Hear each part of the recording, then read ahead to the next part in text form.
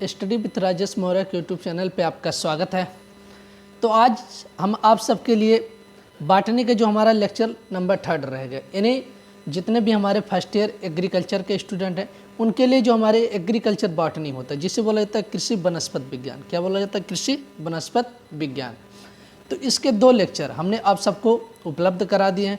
तो जो भी स्टूडेंट फर्स्ट 2 लेक्चर अगर नहीं देखे हैं तो हमारे इस यूट्यूब चैनल के डिस्क्रिप्शन में जाकर उसका लिंक पड़ा होगा, उसके माध्यम से आप 2 लेक्चर देख सकते हैं। जो हमने पहले चैप्टर का यानी फर्स्ट चैप्टर का हमने 2 लेक्चर आप सबको उपलब्ध कराया है, जो बोर्ड पेपर की दृष्टि से काफ़ी महत्वपूर्ण क्वेश्चन ये सभी रहेंगे, जो कि एक डिस्क्रिप्टिव टाइप यानी थ्योरी टाइप क्वेश्चन रहेंगे, जैसा कि आप सभी के बोर्ड पेपर में पूछे जाते हैं। और विथ फिगर सहित, यानी जो हमारे चित्र होते हैं, जो फिगर होते हैं, उनके माध्यम से आप सबको हम ये वीडियो पूरा अच्छी तरीके से उपलब्ध करा रहे हैं। तो जितने भी स्टूडेंट हमारे इस यूट्यूब चैनल को देख रहे हैं, आप ज़्यादा से ज़्यादा हमारे इस यूट्यूब चैनल को लाइक, शेयर और सब्सक्राइब जरूर करिए। और जिन भी स्टूडेंट को PDF चाहिए, हमने आप सबको सेकंड लेक्चर में मोबाइल नंबर उपलब्ध करा दिया। उस मोबाइल नंबर के माध्यम से आप व्हाट्सएप पर अपना नाम लिखकर भेज सकते हैं या बता सकते हैं, तो उसके माध्यम से हम आप सबको PDF उपलब्ध करा देंगे। तो चलिए आज का हम लेक्चर स्टार्ट करते हैं। अब देखिए, पिछले लेक्चर में हमने आप सबको जो जहाँ तक कंप्लीट कराया था वो चने के बीज के बारे में बता रहे थे। किसके बारे में? सीड ऑफ ग्राम, यानी चने के बीज के बारे में बता रहे थे। यहाँ तक हो गया था कि चने के बीज क्या होता और उसका आकार क्या होता। क्या होता? आकार के बारे में हमने बता दिया था कि चने का बीज छोटे आकार का क्या होता है? छोटे आकार का, एक और चौड़ा क्या होता है? एक और चौड़ा तथा दूसरी ओर चोंचदार होता है। यहाँ तक हमने आप सबको पिछले लेक्चर में बता दिए थे। अब ये हमारा 3rd लेक्चर, इसमें हम देखेंगे। अब नेक्स्ट पॉइंट हमारा आ जाता है रंग, यानी चने का रंग कैसा होता है। यानी कलर अगर पूछ लेता है या चने के बीज के बारे में वर्णन करो, तो चने का बीज पहले लिखेंगे, उसका आकार, उसके बाद रंग, उसके बाद धीरे धीरे आप सबको एक एक डिटेल से हम उपलब्ध करा रहे हैं। अब देखिए रंग क्या होता है। चने के बीज का रंग भूरा यानी ब्राउन क्या होता है? भूरा या लाल भूरा होता है। तो पहले ये ध्यान रखना कि चने के बीज का अगर कलर आप सब उठाकर देखते हैं तो उसके सीड का कलर कैसा होता है। तो चने के बीज का रंग भूरा या लाल भूरा होता है। क्या होता है? ब्राउन होता है या रेड ब्राउन होता है। तो इसको यहाँ पर ध्यान रखना है कि चने के बीज का रंग भूरा या लाल भूरा होता है। उसके बाद 3rd पॉइंट आ जाता है कि चने के बीज यानी बीज के भाग, अब जो हमारा सीड होता है, चने के बीज होता है, उसके भाग कितने होते हैं।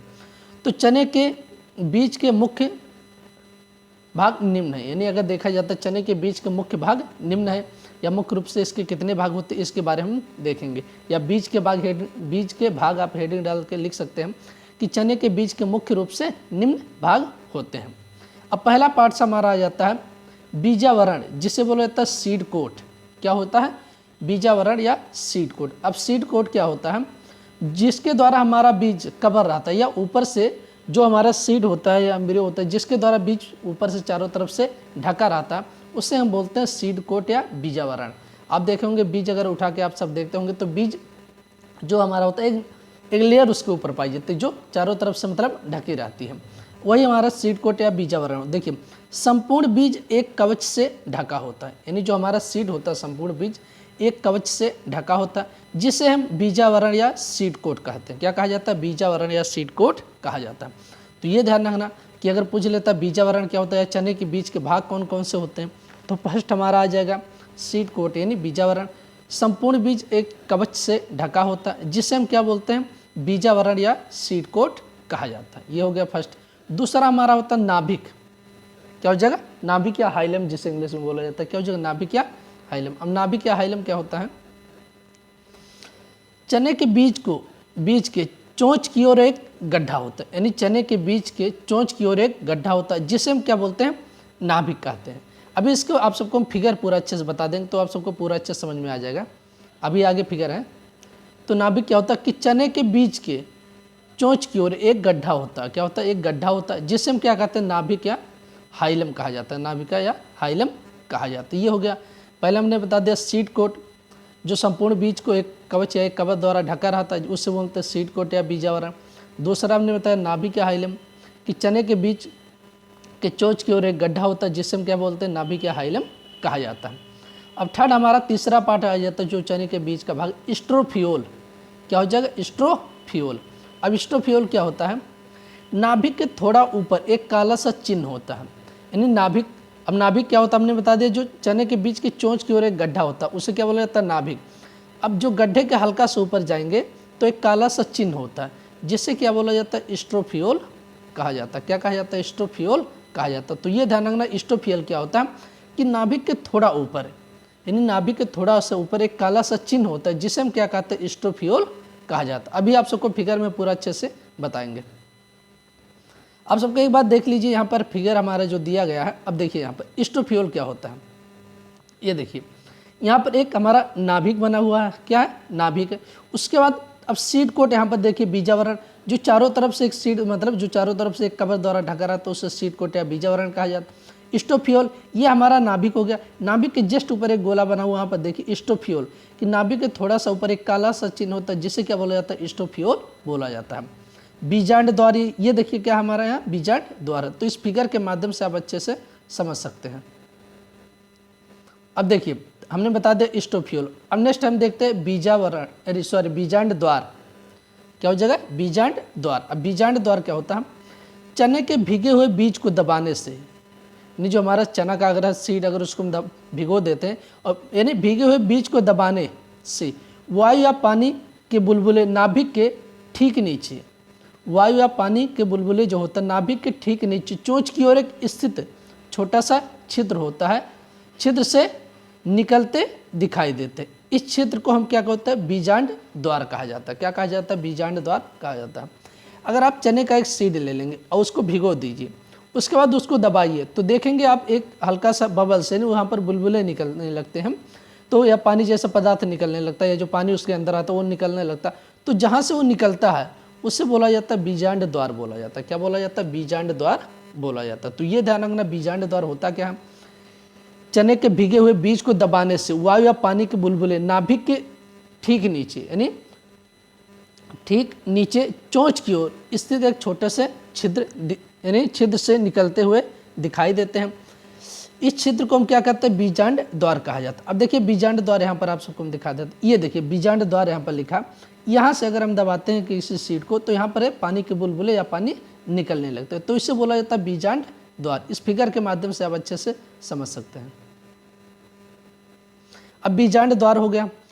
अब अगला पॉइंट आ जाता है हमारा रैफी। क्या हो जाएगा, रैफी। अब रैफी क्या होता है इसके बारे में देखते हैं कि नाभिक से ऊपर वृंतक बीज के साथ जुड़कर, यानी नाभिक से जस्ट ऊपर वृंतक बीज के साथ जुड़कर एक और एक धारी सी संरचना बना लेता है। एक और एक धारी सी संरचना या धारी सी संरचना बना लेता है, जिसे हम क्या कहते हैं, रैफी कहा जाता है। क्या कहा जाता है, रैफी कहा जाता है। अब देखिए यहाँ पर रैफी क्या है, ये देखिए यहाँ पर एक जो धारी से संरचना, दो गोला, जहाँ पर एक नाभिक का गोला है यानी बीजांड द्वार जिसे बोला जाता है, और दूसरा एक हमारा होता है स्टोफियोल का गोला बना। इन दोनों के बीच में देखे होंगे एक लाइन गई है, क्या, एक लाइन जो दोनों को जोड़ रही है, उससे हम क्या कहते हैं, रैफी कहा जाता है। क्या कहा जाता है, रैफी कहा जाता है। तो ये हमारा हो जाएगा रैफी कि नाभिक से ऊपर वृंतक बीज के साथ जुड़कर, यानी नाभिक से जस्ट ऊपर वृंतक बीज के साथ जुड़कर एक धारी से संरचना बना लेता है, जिससे हम क्या कहते हैं, रैफी कहा जाता है। क्या कहा जाता है, रैफी कहा जाता है। ये हो गया। उसके बाद नेक्स्ट अगला भाग आ जाता है चने का भ्रूण, यानी जिसे बोला जाता है एम्ब्रियो। क्या बोला जाता है, भ्रूण या एम्ब्रियो। अब भ्रूण या एम्ब्रियो क्या होता है, बीजावरण को हटाने पर क्या होता है, जो हमारा सीड कोट यानी सीड कोट जो होता है, जो बीज के ऊपर ढका रहता है, जो चारों तरफ से बीज को बंद किया रहता है, तो बीजावरण को हटाने पर, मतलब उसी को कवर को हटाने पर एक हल्के पीले रंग की संरचना दिखाई देती है। देखे होंगे कोई भी सीड अगर उसका हम कवर हटाते हैं तो उसके जस्ट ऊपर एक हल्के पीले रंग की संरचना दिखाई देती है, जिसे हम एम्ब्रियो या भ्रूण कहते हैं। जिसे क्या कहा जाता है, एम्ब्रियो या भ्रूण कहा जाता है। तो ये ध्यान रखना कि एम्ब्रियो या भ्रूण क्या होता है, बीजावरण को हटाने पर एक हल्के पीले रंग की संरचना दिखाई देती है, जिसे हम एम्ब्रियो या भ्रूण कहा जाता है। ये हो गया। ये चने के, देखिए सबसे पहले हमने आपसे कुछ पिछले लेक्चर में आप सब जाके देख सकते हैं कि चने के बीज का आकार, रंग और चने के बीज के भाग कितने होते हैं। अब भाग में हमारे कौन कौन से पहला हो जाता है, सीड कोट या बीजावरण, जो सीड को चारों तरफ से ढके रहता है। नाभिक क्या होता है, चने में चोंच की ओर एक गड्ढा होता है जिससे नाभिक या हाइलम स्टोफियोल।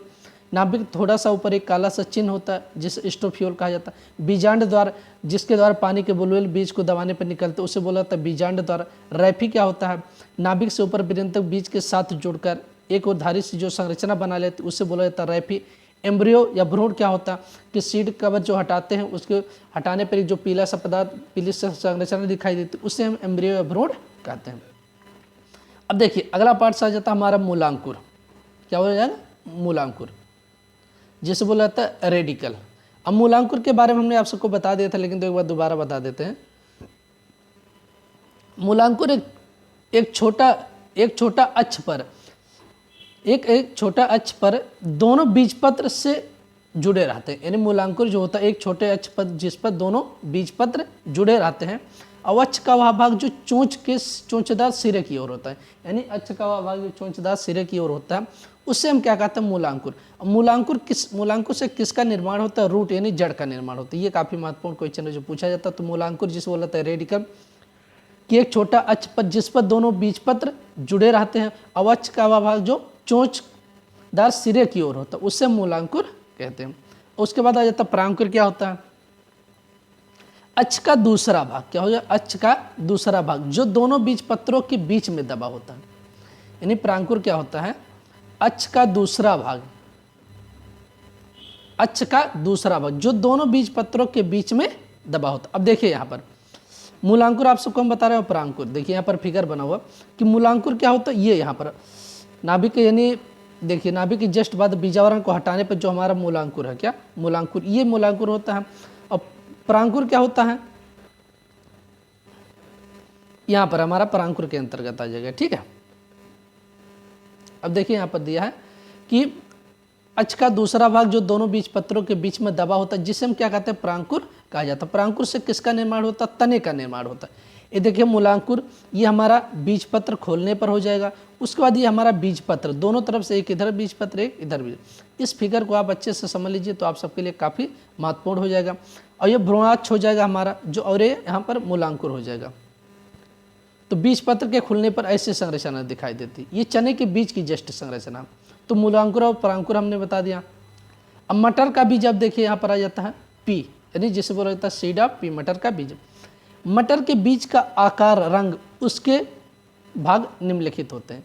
यानी जो मटर के हमारे जो सीड होते हैं उनका आकार, रंग तथा उसके भाग निम्नलिखित होते हैं। यानी अगर पूछ लेता मटर के बीज के बारे में वर्णन कीजिए, ठीक है, तो इसको आप पढ़ के कि मटर के बीज का आकार, रंग और उसके भाग निम्नलिखित हैं। अब फर्स्ट आ जाता मटर के बीज का आकार, साइज ऑफ पी सीड, यानी मटर के बीज का आकार। मटर के बीज का आकार क्या होता है? मटर का बीज लगभग गोल है किंतु एक और कुछ चपटा होता है। मटर का आप सीड देखते होंगे, मटर का बीज जो होता है लगभग गोल होता है, लेकिन तो किंतु एक और कुछ भाग यानी कुछ चपटा होता है। ये आकार अगर पूछ लेता मटर के बीज का आकार, तो मटर का बीज लगभग गोल होता है किंतु एक और कुछ चपटा होता है। दूसरा आ जाता है इसका रंग कैसा होता है? तो मटर के बीज का रंग हल्का हरा, क्या होता है? हल्का हरा या हल्का पीला या सफ़ेद होता है। क्या होता है?